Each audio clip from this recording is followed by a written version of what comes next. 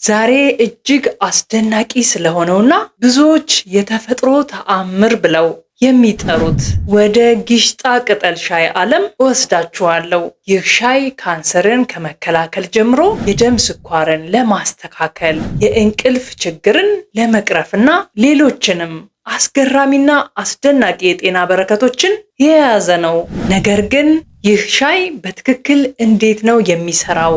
ምን ያህል መጠን መጠጣት አለብን? የጎንዮሽ ጉዳቶቹስ ምንድናቸው? የሚሉት ጥያቄዎች ካሉት እስከ ቪዲዮ መጨረሻ ድረስ አብራችሁን ቆዩ። በዚህ ቪዲዮ እነዚህን ሚስጥሮች በዝርዝር እንፈትሻለን። ወደ ዝርዝሩ ከመግባታችን በፊት ግን አንድ ማሳሰቢያ አለን። ይህ ቪዲዮ ለትምህርት ዓላማ ብቻ የቀረበ ነው። ማንኛውም የጤና ውሳኔ ከመወሰናችሁ በፊት ከሐኪማችሁ ጋር ተማከሩ። ዝግጁ ከሆናችሁ ቪዲዮን አብረን እንጀምር። የመጀመሪያውና ትልቁ ጥቅም ካንሰርን ለመከላከል ወሳኝ መሆኑ ነው። የጊሽጣ ቅጠል አሴቶጄኒንስ የተባሉ ንቁ ውህዶችን ይዟል። ጥናቶች እንደሚጠቁሙት እነዚህ ውህዶች የካንሰር ሴሎች እንዳይጎዱና እንዲሞቱ የማድረግ አቅም አላቸው። ምንም እንኳ ተጨማሪ የሰው ልጅ ምርምር ቢያስፈልግም ተፈጥሮ የሰጠን ትልቅ ተስፋ ነው። ሁለተኛው የደም ስኳርን ለመቆጣጠር ስኳር ላለባቸው ሰዎች ይህ ሻይ ትልቅ እገዛ ሊያደርግ ይችላል። በውስጡ ያለው አናንሲን የተባለ ውህድ የኢንሱሊን ምርትን በማነቃቃት የደም ስኳርን መጠን ለማስተካከል ይረዳል። ሶስተኛው በሽታ የመከላከል አቅም ለማጠናከር የጊሽጣ ቅጠል ሻይ በቫይታሚን ሲ እና በጸረ ኦክሲዳንት የበለጸገ ስለሆነ ሰውነታችን ባክቴሪያዎችንና ቫይረሶችን የመቋቋም አቅሙ እንዲጨምር ያደርጋል። አራተኛው ጥቅም የጉበት ጤናን መጠበቅ ነው። እንደ አውሮፓውያን አቆጣጠር በ2018 የወጣ ጥናት እንደሚያሳየው የጊሽጣ ቅጠል ሄፓቶፕሮቴክቲቭ ወይም ጉበትን ከጉዳት የመከላከል ባህሪ አለው። በውስጡ ያለው ኩዌርሲን የተባለ ንጥረ ነገር ጉበታችን በባዕድ ነገሮችና በመርዞች እንዳይጠቃ እንደ ጋሻ ሆኖ ያገለግላል። ይህም የጉበትን ስራ በማቀላጠፍ ለሰውነታችን መጽዳት ትልቅ እገዛ ያደርጋል። አምስተኛውና ብዙዎቻችን የማናውቀው የአይን ጤናን የማሻሻል ብቃቱ ነው። ሻዩ በቫይታሚን ሲ እና በቤታ ካሮቲን የበለጸገ ስለሆነ በዕድሜ መግፋት የሚመጡ የአይን እይታ ችግሮች በተለይም ካታራክት ወይንም የአይን ሞራ ተብሎ የሚጠራውን የመከላከል አቅም አለው። በተጨማሪም ዚአክሳንቲን የተባለው ውህድ አይናችን ከጎጂ የአልትራ ቫዮሌት ጨረሮች ይጠብቃል። ስድስተኛው የኩላሊት ጤና ነው። አሲቶጄኒንስ የተባሉት ውህዶች ኩላሊትን ከብግነትና ከኦክሳይድ ጭንቀት የመከላከል ልዩ ብቃት አላቸው። ይህ ማለት ኩላሊታችን ከዕለት ተዕለት ስራውና ከሚገጥሙት መርዛማ ነገሮች እረፍት እንዲያገኝና ህዋሳቱ እንዳይጎዱ ይረዳሉ ማለት ነው። ሰባተኛው ጥቅም የደም ግፊትን መቀነስ ነው።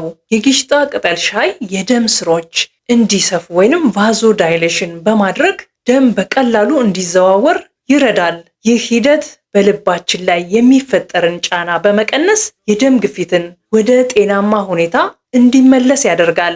ስምንተኛው የእንቅልፍ ጥራትን ማሻሻል። እንቅልፍ የማይወስዳችሁ ከሆነ ስምንተኛው ነጥብ ለእናንተ ነው።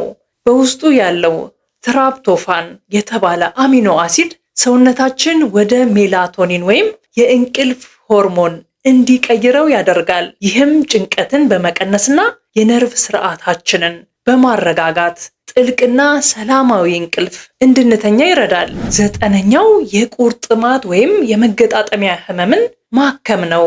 ሻዩ ጸረ ብግነት ባህሪ ያላቸው እንደ አልካሎይድስ ያሉ ውህዶች ስላሉት በመገጣጠሚያዎች ላይ የሚፈጠርን እብጠትና ህመም ይቀንሳል። ይህ ሻይ እንደ ተፈጥሯዊ ህመም ማስታገሻ ሆኖ ያገለግላል። አስረኛው የአፍ ውስጥ ቁስለትን ማከም ነው። በውስጡ ያሉት ጸረ ባክቴሪያ ውህዶች በአፍ ውስጥ የሚፈጠሩ ቁስሎች እንዳይባባሱና ባክቴሪያዎቹ እንዳይራቡ ያደርጋሉ። እንዲሁም በቫይታሚን ሲ አማካኝነት የተጎዱ የሰውነት ክፍሎች በፍጥነት እንዲጠገኑ ይረዳል። 11ኛው የደም ማነስን መከላከል ነው። የጊሽጣ ቅጠል በብረት ወይንም በአይረን የበለጸገ ነው። ይህም በቀይ የደም ሴሎች ውስጥ የሚገኘውን ሄሞግሎቢን እንዲመረት በማገዝ የኦክሲጅን ዝውውርን ያሻሽላል። በዚህም ምክንያት የደም ማነስንና የድካም ስሜትን ለመቀነስ ይረዳል። 12ኛውና የመጨረሻው የወንድ ዘር ፍሬን ጥራት ማሻሻል ነው። ጥናቶች እንደሚያሳዩት የጊሽጣ ውህዶች የዘር ፍሬ ብዛትንና የመንቀሳቀስ ወይንም ሞቲሊቲ ብቃትን ይጨምራል። በውስጡ ያሉት ጸረ ኦክሲዳንቶችም የዘር ፍሬን ከጉዳት በመጠበቅ የመራባት ዕድልን ከፍ ያደርጋሉ።